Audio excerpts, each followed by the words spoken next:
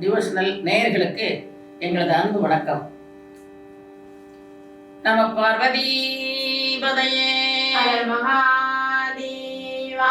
தென்னாடுடைய சிவனே போற்றி, நாட்டவர்க்கும் இறைவா போற்றி, காவாய் கடகத்திரளே போற்றி, கைலை மலையாளே போற்றி போற்றி. திருச்சிற்றம்பலம். திருஞான சம்பந்த பெருமானும் திருநாவுக்கரசரும் வேதாரண்யம் என்று அழைக்கப்படுகிறத திருமறைக்காடு.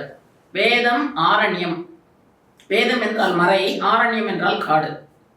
திருமறைக்காடு.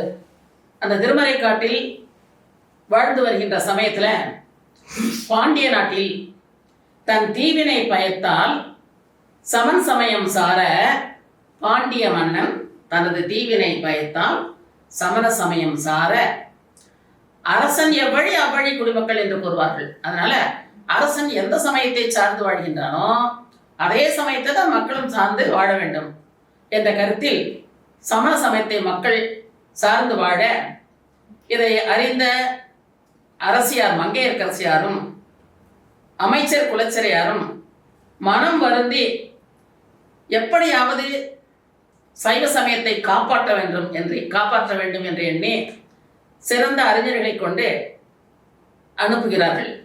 வேதாரண்யத்திற்கு, அதாவது திருமறைக்காட்டிற்கு அழைத்து ஞான சம்பந்த பெருமானை அழைத்து வர வேண்டும். அவர் வந்தால்தான் சைவம் தழைக்கும். ஏனென்றால் ஞான சம்பந்த பெருமான் சைவம் பயிர் தழைப்பதற்காக உதித்த குழந்தை. எனவே அவரை அழைத்து வருவதற்காக அனுப்ப பாண்டிய நாட்டிற்கு அவர் போகணும்னு சொல்லிட்டு வரார்.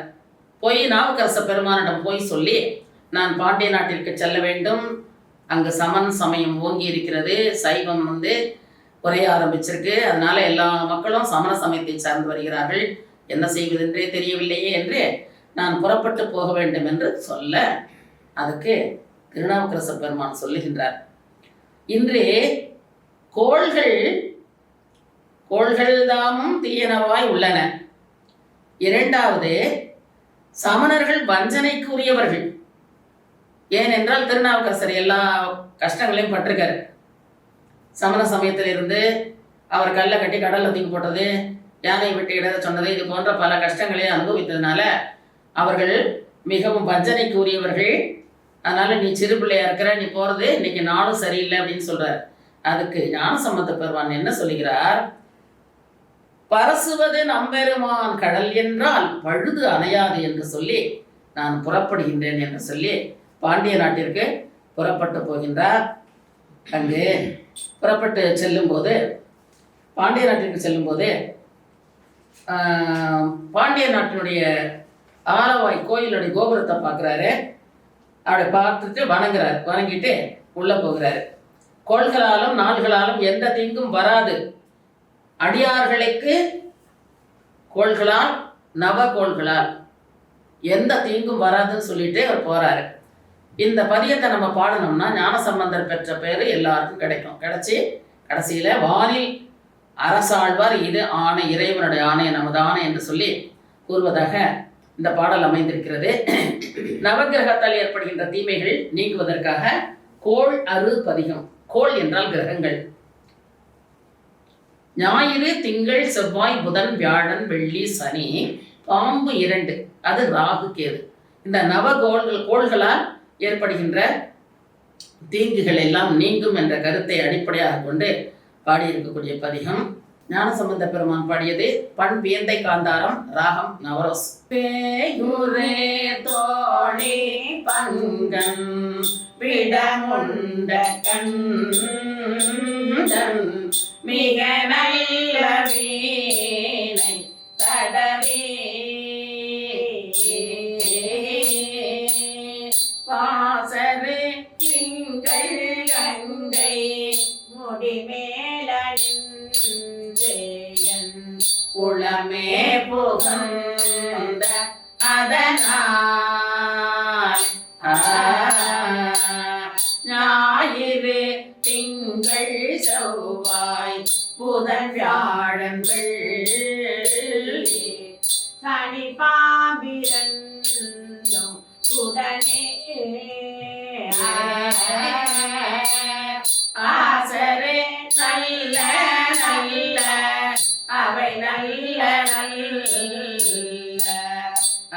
அடியாரவர்க்கு மிகவே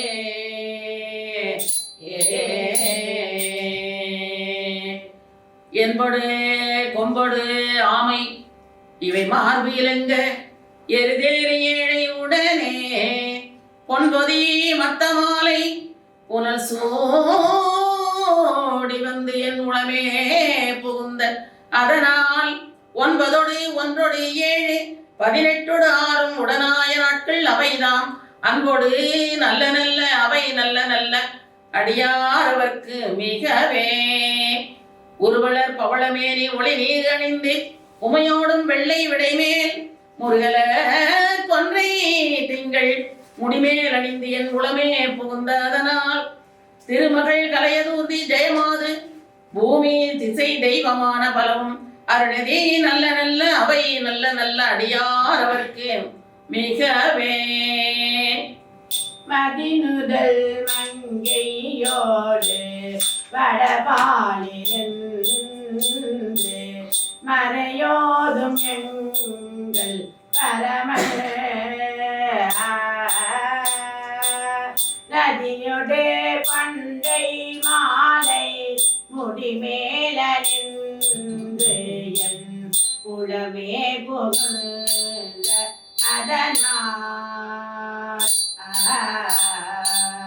கொதியுறு காலன் அங்கே நமனோடு தோற கொடு நாய்களான பலமும் அதிகுணம் நல்ல நல்ல அவை நல்ல நல்ல அடியாரவர்க்கு மிகவே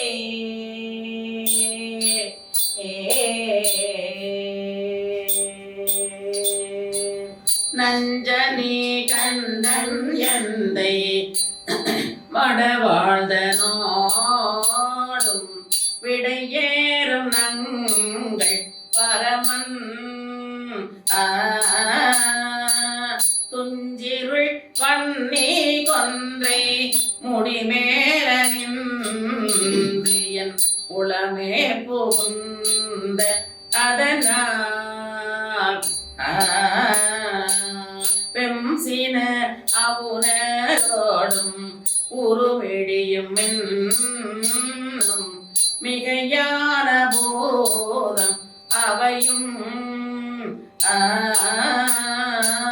அஞ்சிடும் நல்ல நல்ல அஞ்சிடும் நல்ல நல்ல அஞ்சிடும் நல்ல நல்ல அவை நல்ல நல்ல அடியாரவர்க்கு மிகவே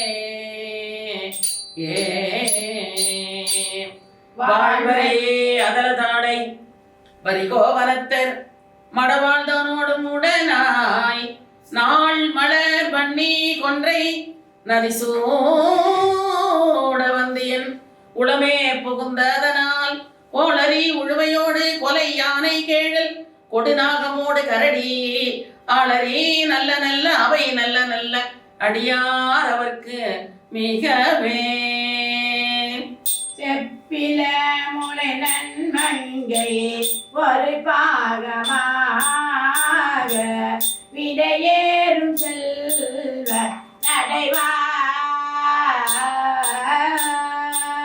ஒப்பில மதியும் முடிமேலே உளமே புகழ்ந்த அதனால்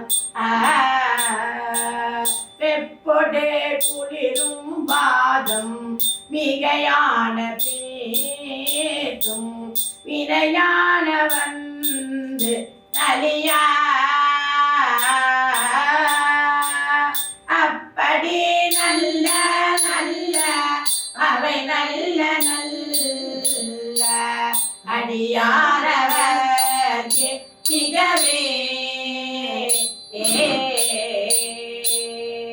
மேல்பட விழி செய்து அன்று விடை மேல் இருந்து மடவாழ்ந்தோடும் உடனாய் வான்மதி வன்னி கொன்றை மலர் சூடி வந்து என் உளவே புகுந்த அதனால் ஏழ்கடல் சூழிலங்கை அரையந்தனோடும் இடரான வந்து நலியா ஆழ்கடல் நல்ல நல்ல அவை நல்ல நல்ல அடியார் அவர்க்கு மிகவே பல பல வேடமாகும் பரநாரி பாகன் பசு ஏறும் எங்கள் பரம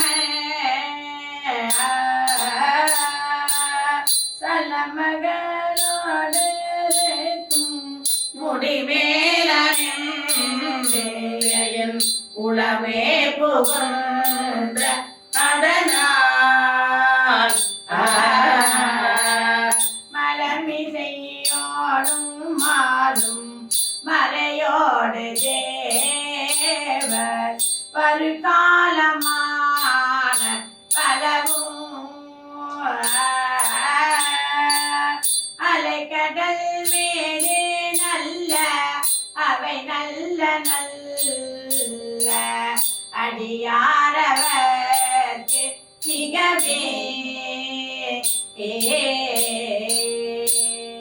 கொத்தலர் குழலியோடு விசையற்கு நல்கு குணமாய வேட விகிதன் மத்தமும் மதியும் நாகம் முடிமேல் அணிந்து என் உளமே புகுந்த அதனால் மத்தமும் மதியும் நாகம் உளமே முடிமேல் அணிந்து என் உளமே புகுந்த அதனால் புத்தருட அமனை வாதில் அழிவிக்கும் மன்னல் திருநீர் செம்மை திடமே அத்தகு நல்ல நல்ல அவை நல்ல நல்ல அடியார் அவர்க்கு மிகவே ஏனமர் பொழில் கொள்ளாலை விலை சென்னதுன்னி பல செம்பன் எங்கும் நிகழ நான்முகன் ஆதியாய பிரமாபுரத்து மறைஞான முனிவன் தானொரே போலும் நாளும் அடியாரை வந்து நலியாத வண்ணம் குறை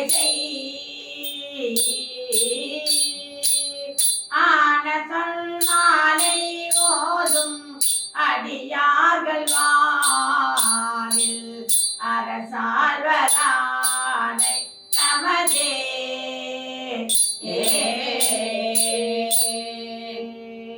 இந்த கோளறு பதிகத்தை